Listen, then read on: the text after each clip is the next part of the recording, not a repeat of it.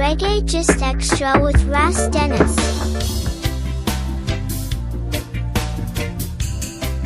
On October 18, 2007, Lucky Dube was shot dead by the carjackers in Rosettenville, a Johannesburg suburb, shortly after dropping 2 of his 7 children off at their uncle's house.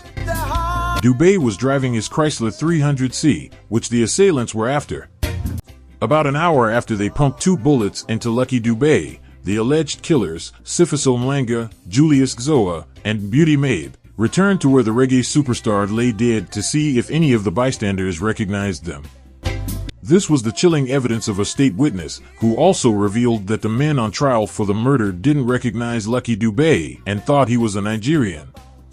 Lucky's death sent shockwaves around the world, as fans and musicians mourned the loss of a legend and an icon. African reggae star Lucky Dube has been shot dead in an attempted carjacking. Another police station was attacked this morning, which makes it 3 this week.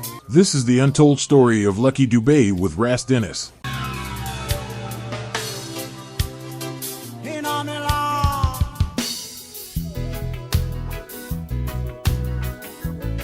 Lucky Dube was born on August 3, 1964, and raised by his mother, Sarah.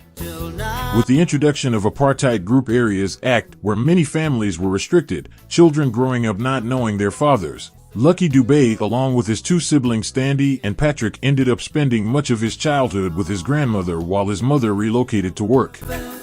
Having tried working as a gardener, but realizing he wasn't earning enough to feed his family, Lucky Dube began attending school. There, he joined a choir and with some friends, formed his first musical ensemble, the Skyway Band. While at school, he discovered the Rastafari movement. At 18, Dube joined his cousin's band, the Love Brothers, playing Zulu pop music known as Mbakanga. Their debut album was released under the name Lucky Dube and the Super Soul. On the second album, Dube wrote some of the lyrics, sang, and also began to learn English. After his 5th Mbakanga album, he dropped the Super Soul name. At this time, Dube's fans were responding to some reggae songs he played during live concerts. Inspired by Jimmy Cliff and Peter Tosh, he felt the socio-political messages associated with Jamaican reggae were related to South Africans in an institutionally racist society. In 1984, he released the album Rastas Never Die. Unfortunately, the record sold poorly. Keen to suppress anti-apartheid activism, the apartheid regime banned the album in 1985. Not discouraged, he continued to perform the reggae tracks live and wrote and produced a second reggae album, Think About the Children, 1985. It went platinum and established Dube as a popular reggae artist in South Africa, in addition to attracting global attention. Dube continued to release commercially successful albums till 2007 when he was brutally gunned down in Johannesburg, South Africa. This is Reggae Just Extra, the #1 entertainment channel. According to state witness Mfo Maruping, one of the suspect's wife said her husband had confessed his involvement in Dube's botched hijacking and gave her details on what led to the multi-award-winning superstar's death. As Dube's relatives sobbed, the woman told the Johannesburg High Court of the night Dube was shot as he dropped off his son and daughter in Rosettenville. Maruping is the wife of Thabo Maruping. He was initially charged with Dube's murder but turned state witness. She said her husband and 3 men on trial for murder, robbery, attempted robbery, and illegal possession of firearms, Sifiso Mlanga, Julius Gzoa, and Beauty Mabe, had been on the prowl hunting for a Chrysler to hijack. After their search proved fruitless, they parked their Volkswagen Polo and waited. Then a Chrysler drove up and stopped not far from them and they pounced. 2 shots were fired. Dube tried to drive off, but he crashed his car into a tree and died on the spot.